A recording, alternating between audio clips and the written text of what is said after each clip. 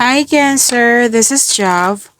Welcome po sa ating channel. By the way, Cancer, this is your weekly Gabay Tarot reading from January 26 to February 1, 2026.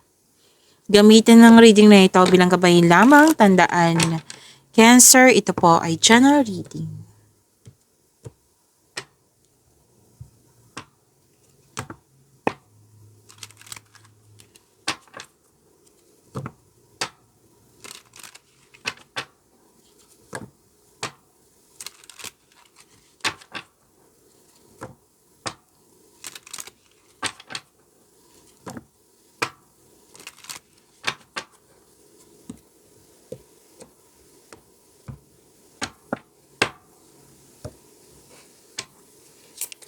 Maraming salamat po sa mga hindi nag-skip ng ads. Subscribe na po kayo sa ating channel at click bell notification para updated po kayo sa bagong video natin. Para sa mga gustong magpa-reading po, comment po kayo ng personal reading and check my reply sa comment section.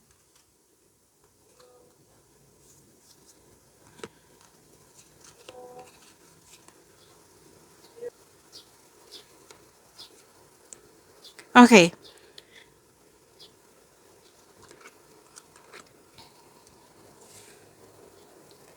Career stability. Yes, career stability. May opportunity ang ako nakikita dito. Cancer. May opportunity ako nakikita dito or project na bibigyan mo ito ng long-term plans at bibigyan din ng aksyon. And prosperity is yours, Cancer. So, may sinasabing card mo dito na prosperity. And makakatanggap ka ng good news, magandang balita. May nakita rin ako ditong new beginning. Pero huwag kayong mag-alala sa new beginning na ito kasi this is change for the better. At may nakita ko ditong may kasal, may nanganak, may buntis, may maglipat sa malayong lugar. Okay? Paglilipat sa malayong lugar, pwede din iniisip mo sa malayong lugar. May nakita rin ako paglilipat ng gamit. Paglilipat ng lokasyon. Yan. Tapos may sinasabi ka dito ang ilan sa inyo, may sinasabi sa grupo ng tao na which is shocking truth kasi nabigla sila. So this is good kasi may change for the better, prosperity din. Nakikita ko rin dito mas lumawak yung vision mo sa buhay. Ingat lang kayo ha kasi may sinabi ang card dito na alam mo to kung sino to. Alam mo to kung alam mo talaga to. Kasi may nakita ko ditong competition, rivalry, tuso, mandaraya, may mapaninlang na tao. Kung hindi mo alam, much better. What I meant much better. Hindi po. Kung hindi mo alam, maaari din na kailangan mo itanong sa inyong intuition kung pwede po. Kasi may nakita ko ditong may nagsinungaling na nalaman mo. May nakita rin ako mapaninlang deception. May nakita ako ditong sumirisira sa plano mo kasi gumagawa ka ng long-term plans, di ba? Pwedeng tutol siya sa inyong plano. Pwede. At may nakita rin ako ditong anong tawag dito? Temptation. So, maraming case ng temptation, Cancer. So, mas piliin niyo po yung inner peace kesa sakit ng ulo. Okay? Most likely kasi alam mo to kung sino to, kung ano ito. Yan. So, basta piliin niyo po yung inner peace kesa sakit ng ulo.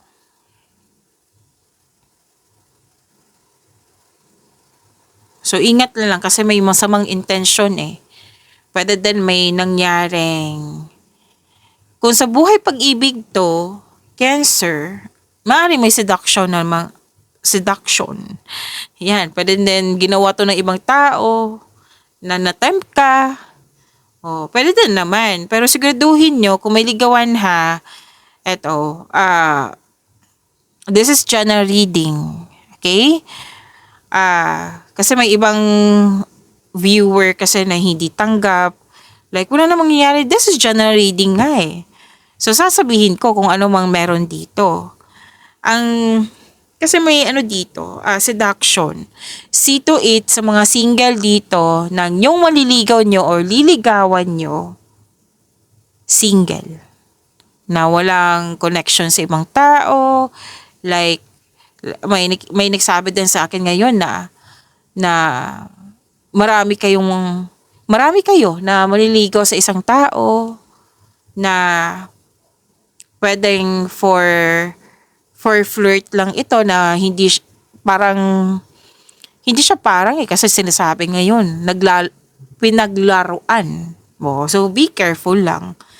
Okay? And pwede din na-distract ka sa mga plano mo kasi may nangingialam, may nakisawsaw, may mahilig magmanipula.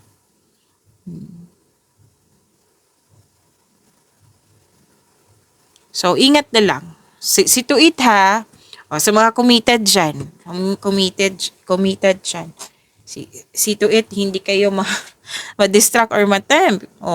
So, kailangan na umiwas na lang kayo sa sakit ng ulo. Tapos, sa mga single dyan, mas doble, ingat kayo. Siguraduhin nyo talaga na single yung nililigawan mo or yung nanligaw sa'yo, totoo bang single. So, yun. Investigate para safe. Kung interested ka sa taong ito, then investigate. Kumbaga, siguraduhin mong safe ka. 'Di ba?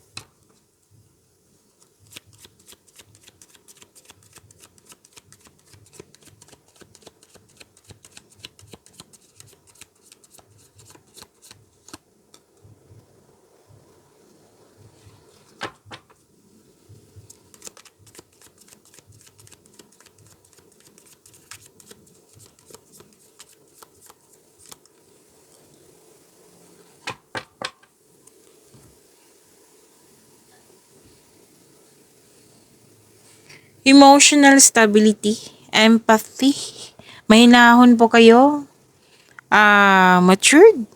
At mapagmalasakit. Maaari din emotional. Cancer. Nagsasat ka ng boundaries. Guarded ka pero concerned ka pa rin sa mga nasa surrounding mo. Okay? Guarded ka while being mindful of those around you. Okay. May nakita ako ditong ligawan. Oo. Na pwedeng nagsabi ka na, ang weird ng taong ito, parang misteryoso siya. Yan. Tapos, sinabi ng card dito na, kung makilala mo siya ng mabuti, kung makuha mo yung loob niya, there is a wonderful potential for deep love. Kasi, itong taong ito, stable na, emotional intelligent, marunong magbalanse sa emotion, pwedeng fire signs and water signs ito. Kapwa yung water signs, Cancer. Fire signs is Aries, Leo, Sagittarius, water signs, Cancer, Pisces, and Scorpio.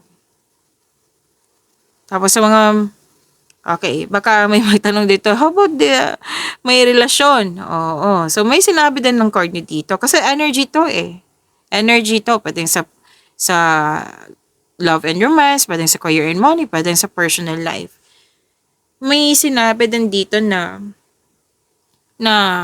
may mga question na ako nakikita dito. Like, pwede ikaw to. Na, ano ba to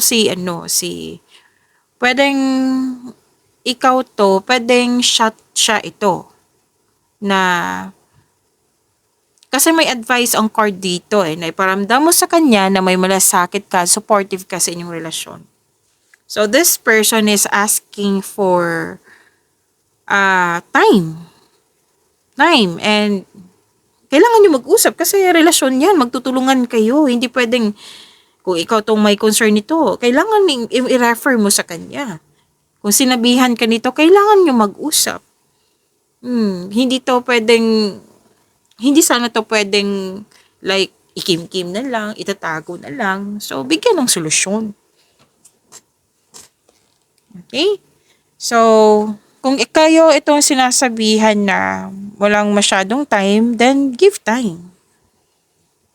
Kung mag-reason out kayo, then sabihan mo siya. Ito niyan yung ipakita mo sa kanya. Pero I believe may ano yan eh, may dapat may oras talaga. Kasi nga kaya nga may relasyon, 'di ba?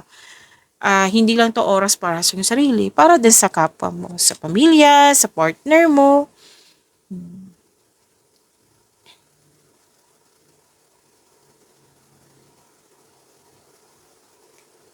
Nakita ko dito na sinabi din ng card niyo dito na career stability at dito din. Which is good, ang ganda. Nakita ko dito na happy ka sa career mo. Na nagbibigay ito ng magandang pera. Yung financial stability nga. Hindi lang to sa career stability eh. Pati din sa financial stability. Andito, sinasabi ng card mo. At sinasabi ng card, parati itong sinasabi sa inyo, Cancer. Pansin nyo na magaling ka sa mga ginagawa mo, magaling ka na leader.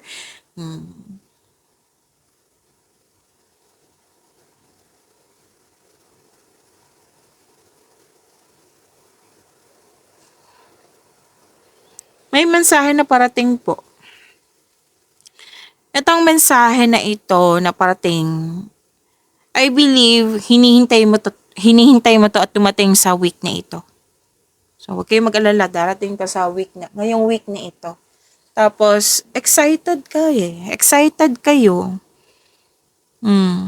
Baka bibigyan mo ito ng action agad na walang plano. So, huwag niyo kalimutan na bigyan ng matibay na plano, konkretong plano, at i-increase yun yung confidence nyo. Okay? By the way, sa paggawa ng matibay na plano, makakatulong yan sa pagpalakas ng inyong confidence. Basta po, excited ka. Huwag niyong kalimutan magkaroon ng konkretong plano. Huwag magpadalos-dalos. Okay? Isipin mo kung ano yung next step. Kasi excited ka dito eh. Kasi ito yung about growth. Pwedeng sa physical, pwedeng sa emotional, mental, o spiritual. Basta improvement, about improvement. Itong opportunity na ito. Na very excited ka.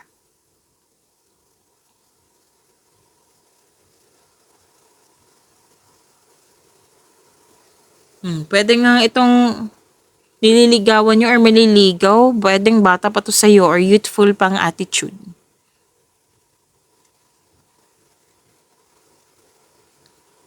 May monthsary anniversary, excited sa monthsary anniversary or any kind of celebration, Cancer. Okay, mag-uusap. May mag-uusap dito. Dalawa kayo mag-uusap regarding sa improvement sa inyong connection. Which is good. So, may healthy communication.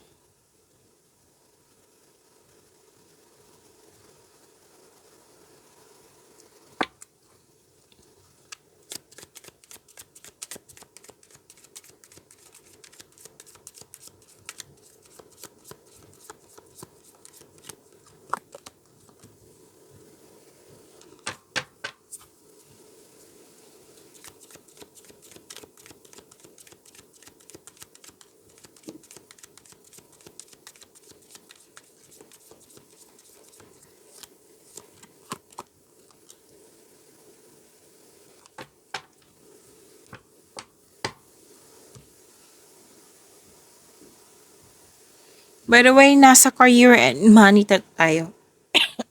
Excuse me po. Nasa career and money na tayo. Cancer.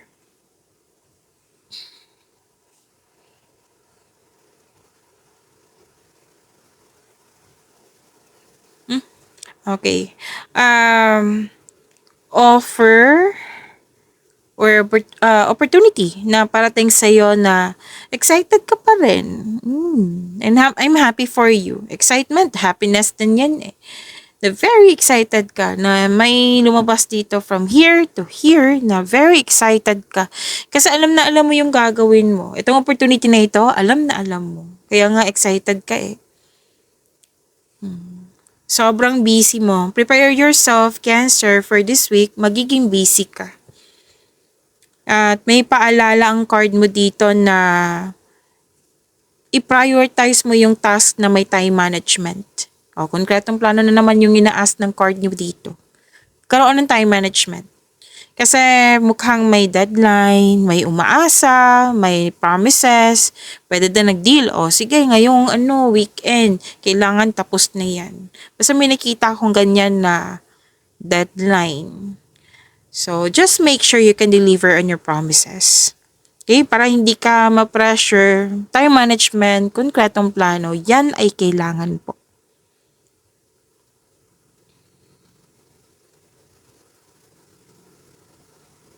Yung hard work mo, nakikita ko dito na nahi-heal din at the same time yung inner child mo. Or pwede din, naging hard worker ka kasi may sinusuportahan kang bata. Pwedeng kay kapatid mo, pwedeng anak mo, pamangkin mo, na gusto mong tulungan. Actually, makaka-receive kayo ng magandang balita which is lumabas din siya dito kanina. Diba? Good news yung sinabi ko kanina.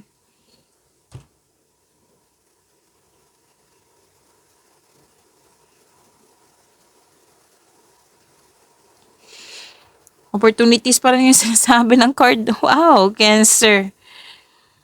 Opportunities which is sinabi din dito, diba? At dito din. Ang ganda naman. Huwag kayo mag-hesitate. Kasi ang ilan sa inyo nagkaroon ng hesitation. Sabi nga ng card nyo kanina dito na para mawala tong fear, hesitation, para ma-increase yung confidence nyo, konkretong plano. Nakikita ko dito ang ilan sa inyo nag-hesitate. Gusto mo, pero nagkaroon ng hesitation. At sinabi ng card dito na huwag kayo mag-hesitate kasi sinagot ng card mo dito na magkakaroon siya ng success. Kung tatanggapin mo ito, kasi sinabi ng card mismo na accept this opportunity, project ba to, and face it with confidence kasi alam na alam mo yung gagawin mo. Tapos kung tatanggapin mo ito, galingan mo para magkaroon siya ng positive outcome. Kung magkakaroon ng positive outcome, ma-recognize ka. At dyan yung dadagsa yung opportunity na ito yung makapagbigay ng stability sa iyo. Okay? Kaya huwag magalinlangan. Next level ka na ng prosperity, Pwedeng dagdag trabaho to or dagdag kaalaman. At may nag-offer nga ng negosyo, Maraming nag-inquire. So, in demand si Cancer.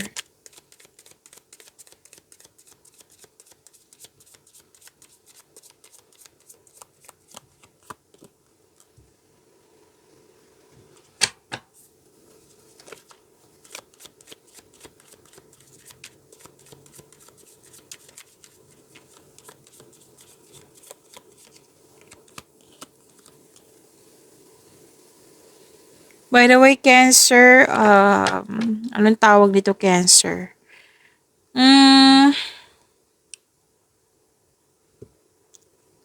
Huwag niyo kalimutan na mag-subscribe sa channel natin at i-click yung bell notification para updated po kayo sa reading natin.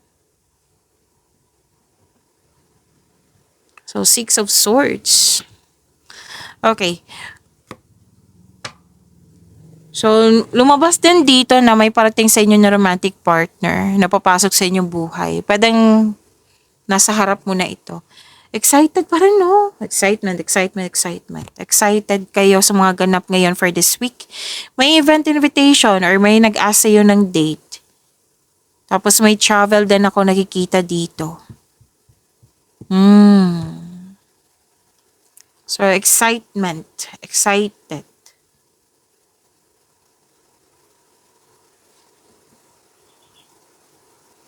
Para sa mga single, naging hard worker ka. Okay. Lack of time talaga, 'Diba? May sinabi ako kanina dito, baka may lack of time nga sinasabi dito, dito, lack of time. So, balanse ng oras. Single ka man, marelasyon sa buhay mag-asawa. Balanse ng oras.